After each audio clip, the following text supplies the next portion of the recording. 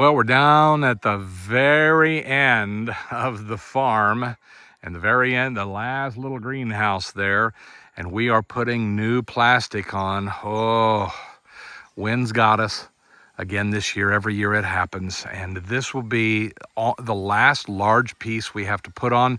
It's starting to rain, wind's going down, and we hopefully will be out of the woods the rest of the year where we can just grow. And so we'll get a little upper view here in just a second, as soon as I brave climbing up 15 feet in the air. But this is what it looks like. We pull this plastic tight using these winches. And then with it being tight and a nice hot sun. Oh, where are you, sun? Oh my, there you are. Then this thing will heat up, expand, and we pull, and we stretch it tight, just like saran wrap.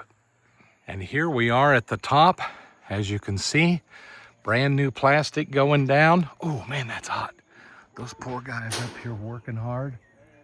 As you can see, they are two guys down here pulling, two guys up on the other side pulling, and stretching that plastic as tight as they can. God bless them.